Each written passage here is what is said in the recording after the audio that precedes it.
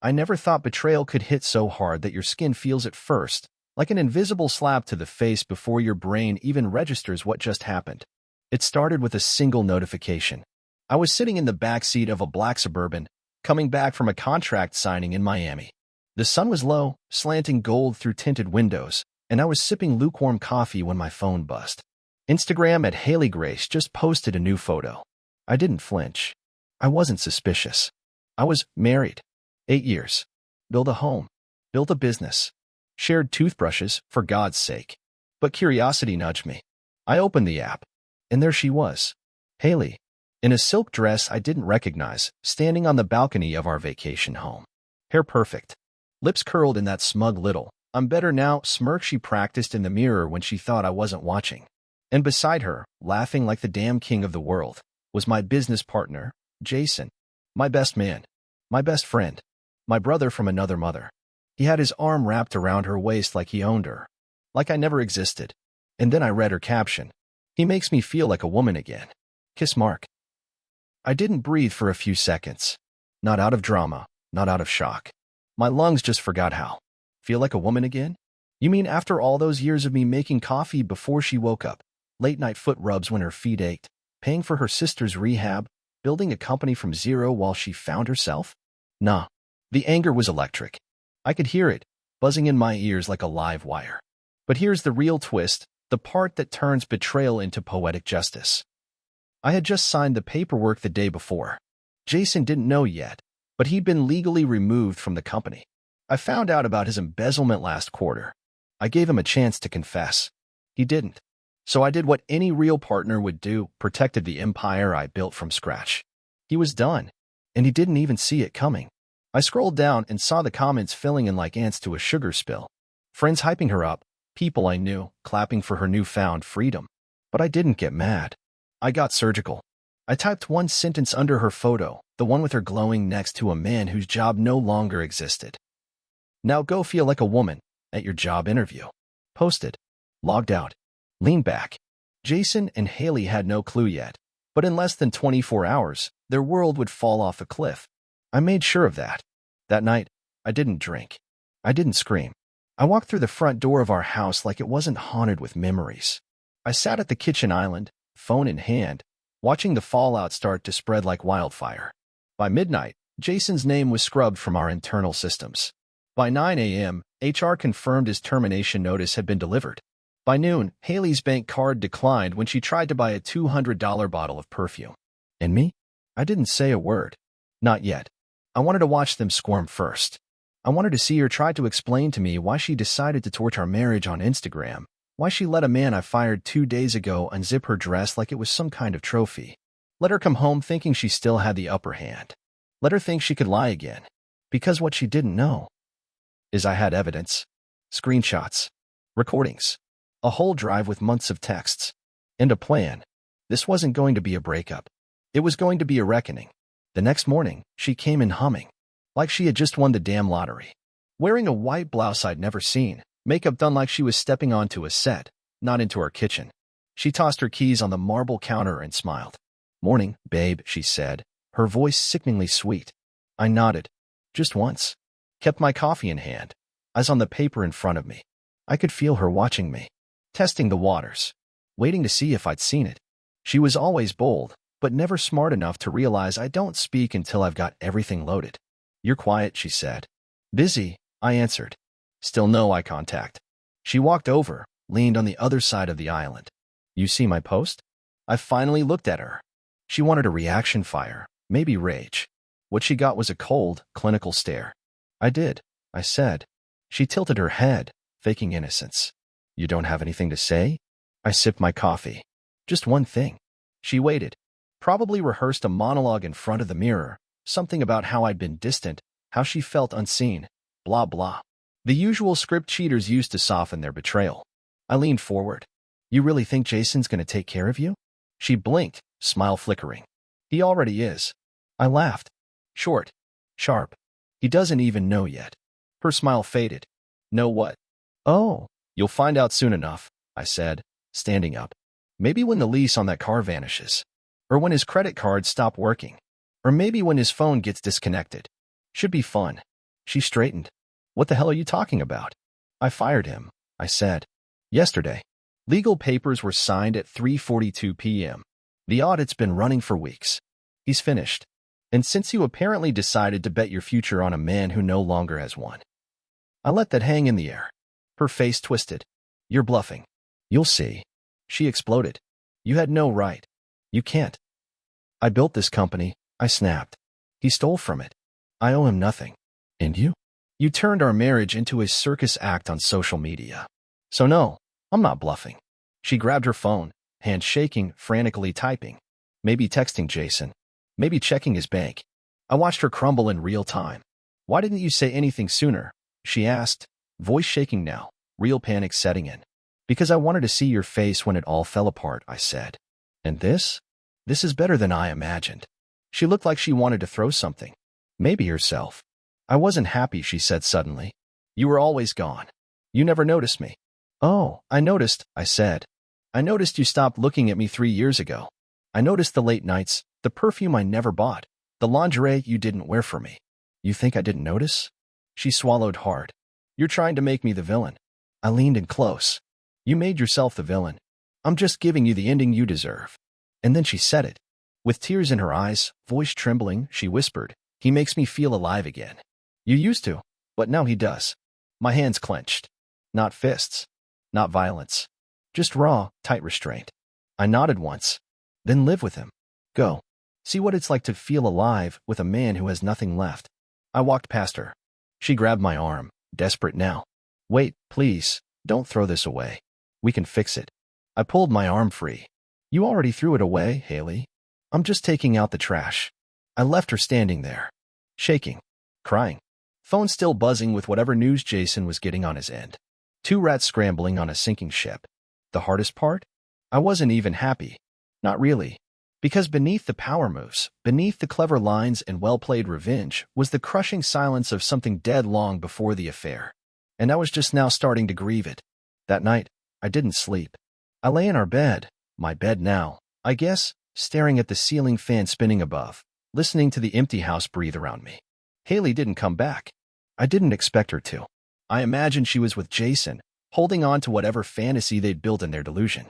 But fantasy only works until reality shows up with a brick. At 2:17 a.m., my phone buzzed. I didn't recognize the number, but I answered anyway.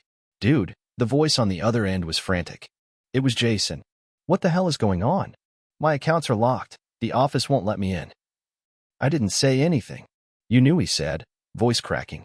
You knew about me and Haley, didn't you? Still, I said nothing. She said you'd be cool with it eventually.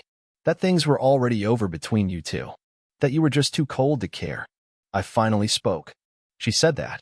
Yeah. Then I guess now's a good time to remind you. Never trust a woman who cheats with you. She'll cheat on you just the same. He started begging. Look, man, I messed up. But don't do this to me. I got nothing. You took everything. No, I said. You gave it to me. When you crossed that line, when you thought I wouldn't find out, when you let your ego write checks your reputation couldn't cash, that's when you lost. Click.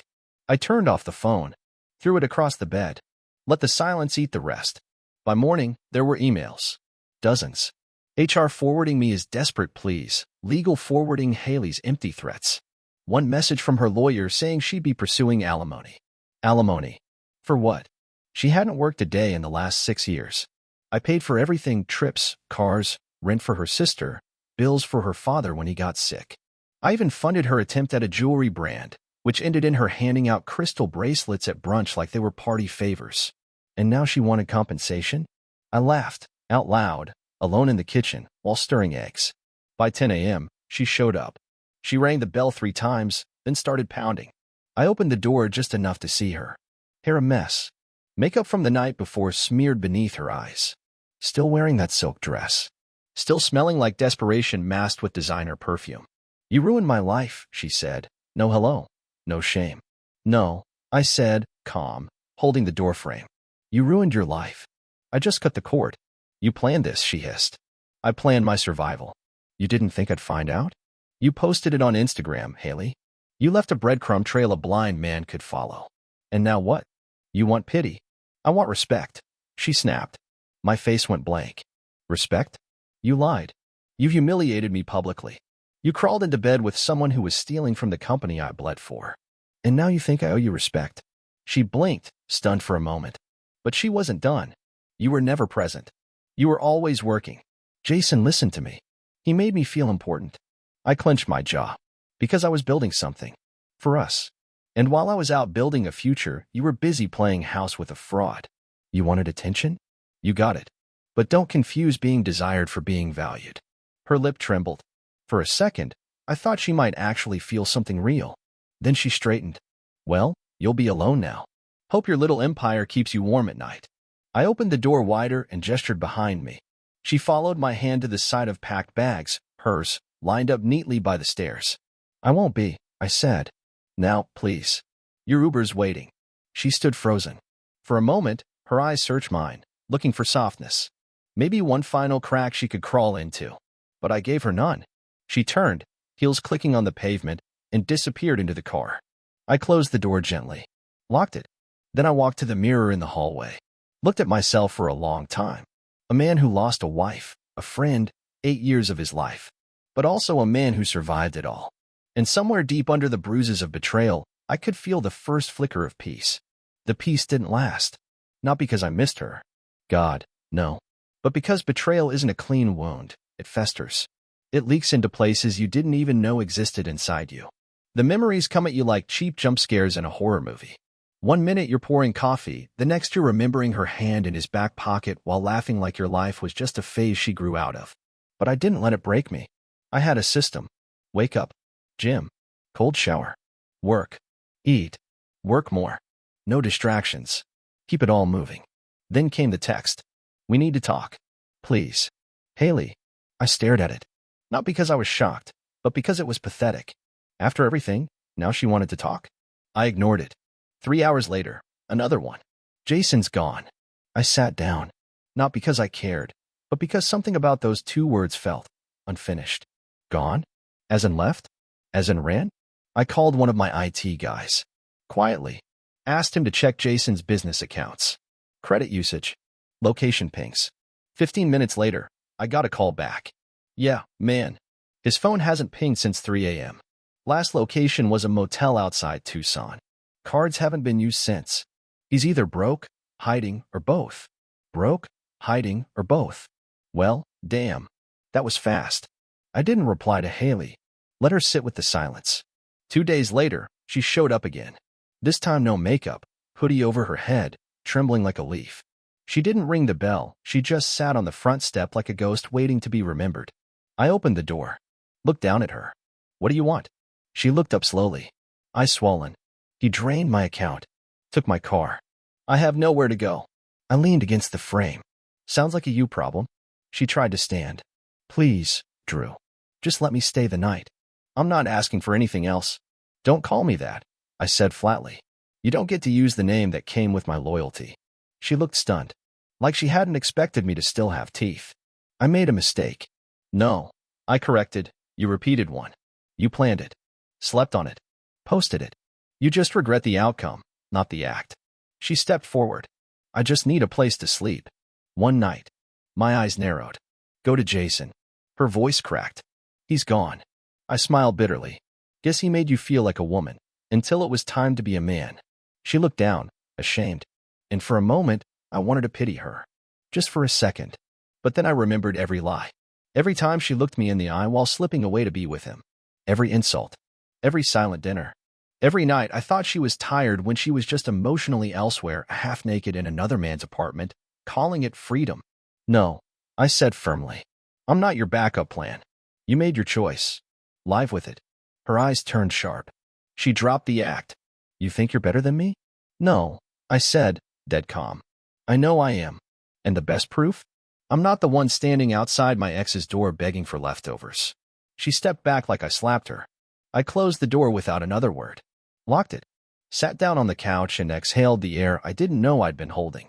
Somewhere inside, the ache was still there. Not for her, but for what I thought we had. For the version of her I fell in love with. The one that never really existed. I didn't cry. I didn't scream. I just let it burn through me slowly. Quietly. Like a forest fire clearing out the rot. Because the truth is, sometimes the person you'd do anything for is the one who would do anything to destroy you. And I was done being destroyed. A week passed. She didn't come back. Not to the house, at least. But she found other ways. Emails. Long ones. Some desperate, some angry. A few trying to spin her story into some warped version of two people growing apart. Like that explained anything. Like you could justify crawling into bed with my business partner by blaming communication issues.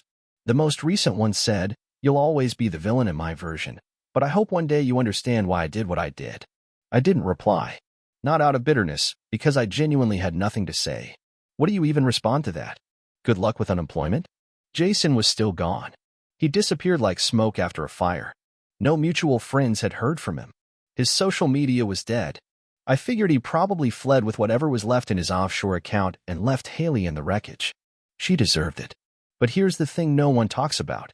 Even when you know they deserve it, even when you win, even when you get the house and the company and the moral high ground, it still hurts. It hurts in the little ways. Like when I grabbed 2 mugs instead of 1. Like when I walked past the guest room and caught myself reaching for the light switch because she used to leave it on. Like when I heard a song she used to sing in the kitchen and had to walk out of the damn grocery store because my hands wouldn't stop shaking. Pain doesn't ask if you want it. It just stays. But I got stronger. The gym helped. So did work. I started spending more time with the people I neglected while trying to be everything to someone who never deserved it. My mom cried on the phone the first time I called just to say hi. That hurt worse than the betrayal. A month later, I saw Haley again. By accident. I was leaving a downtown meeting when I spotted her across the street, sitting on a bench. Alone. Hoodie pulled up, sunglasses on, legs crossed. I could tell she saw me. I didn't cross the street. She didn't wave. But our eyes locked for a moment. And for the first time since all this started, I felt nothing. No anger. No sting. No ache. Just air. She looked tired. Older somehow. Not physically. Just in the way people do when they finally realize the high they chased wasn't real. That the escape plan didn't have a destination. She didn't smile. I didn't either. I turned and walked away. That night, I sat on my back patio, whiskey in hand, watching the sky darken. And for the first time, I allowed myself to actually think, not about her, but about me. About the version of me I used to be, the one who forgave red flags just because he wanted to believe in something that wasn't there. That guy was gone. In his place was someone sharper. Someone who learned the hard way that loyalty, when given to the wrong person, is just a slow form of self-destruction. You don't come back the same after that. You come back clearer. Stronger.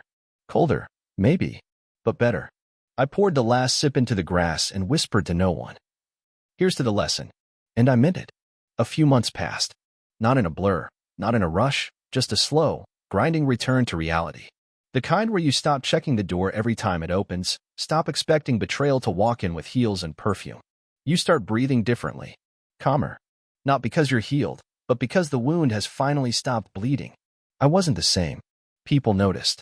Friends said I seemed more focused, more driven. My trainer said I had the eyes of someone with unfinished business. Maybe that's true. I did have business to finish, just not the kind that came with contracts or courtrooms. I was finishing myself. Rebuilding. Quietly. And then, out of nowhere, she tried one last time. This time, it wasn't a message. It was a letter. A real one. Handwritten. Left in the mailbox like something sacred. The envelope had no name, no return address. But I recognized the handwriting. Slanted and careless, just like her. I opened it. I know you won't respond. I don't expect you to. But I needed to say this. I messed up. Not just with Jason, but with everything. I kept blaming you. But I realized now I was scared. Scared of being invisible. You gave me a life I didn't earn, and instead of growing into it, I broke it. I thought attention meant love. I thought excitement meant happiness. I was wrong. I paused there. Laughed under my breath. She still didn't get it. She made it sound like it was just a bad investment. Like she bought the wrong stock and now felt guilty for losing the money. I kept reading. Jason was a mistake. A big one. He used me. Said all the right things. Promised things he couldn't deliver. When the money dried up, so did he. I tried to reach out to people. Everyone distanced themselves. I'm alone now. And maybe that's what I needed. To feel what it's like to lose something real. You were real. And I'm sorry I didn't see it until it was gone. I don't want anything from you. I swear. I'm working 2 jobs now. It's humbling. But I get it. I really get it. I just hope one day you'll remember me as more than what I became. I folded the letter, placed it back in the envelope. Didn't shred it. Didn't burn it. Just put it in a drawer I rarely open. Not because I wanted to keep it, but because some memories are best left behind glass, untouched, sealed, irrelevant. That night, I met someone. Not in a romantic way. Not yet. Just a conversation at a cafe. She asked what I was reading. I told her. She smiled. Asked if I liked it. I did. We talked for an hour. She was kind. Curious. Not performative like Haley had been. Always trying to be the most interesting person in the room. This woman listened.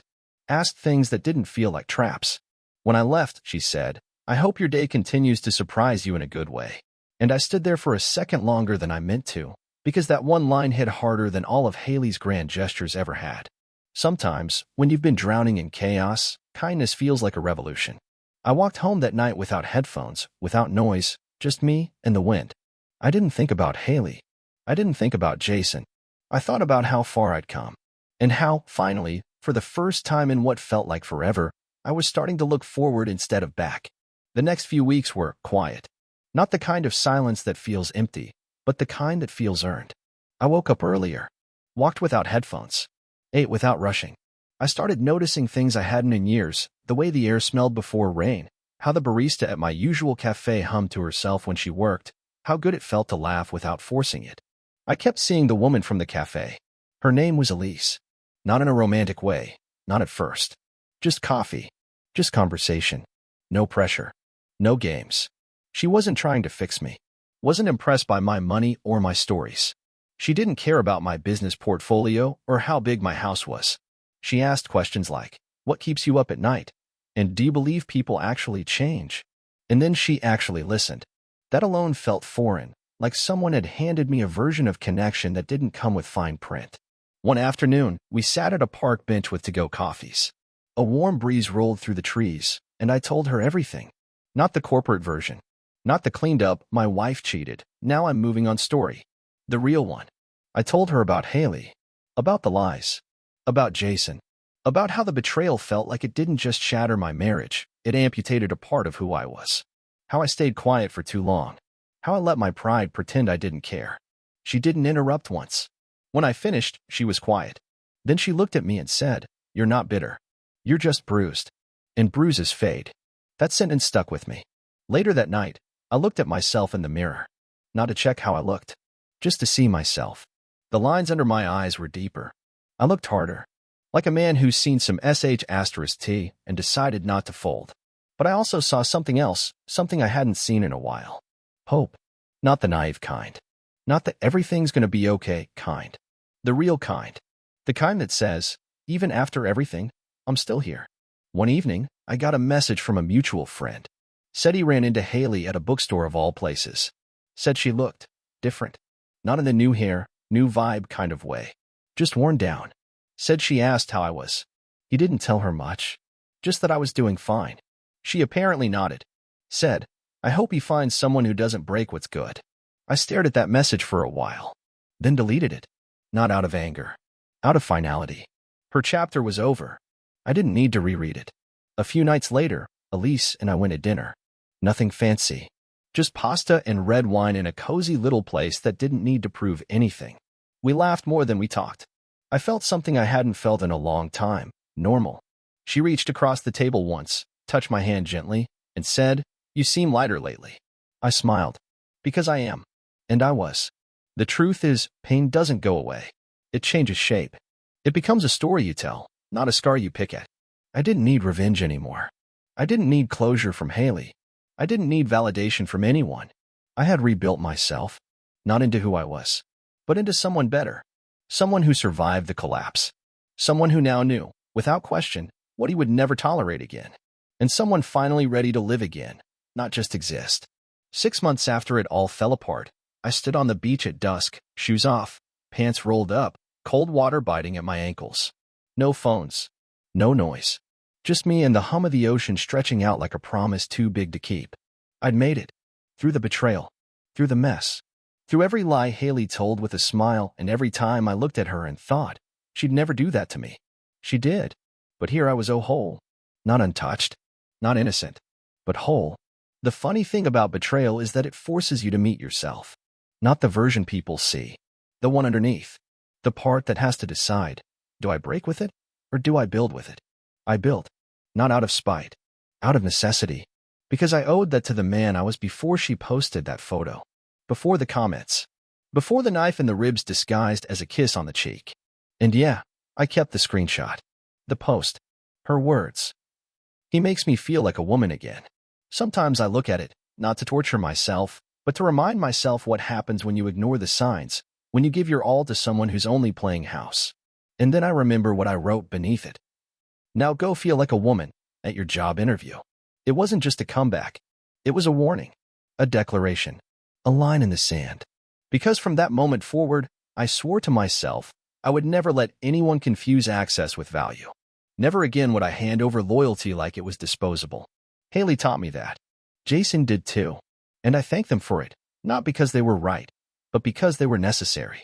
Sometimes, to become the version of yourself that you were meant to be, the old version has to get burned alive.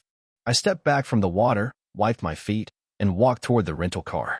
Elise was waiting inside, smiling softly as she saw me approach. She didn't ask what I'd been thinking. She didn't have to. She just reached out, took my hand, and held it. No pressure. No expectations.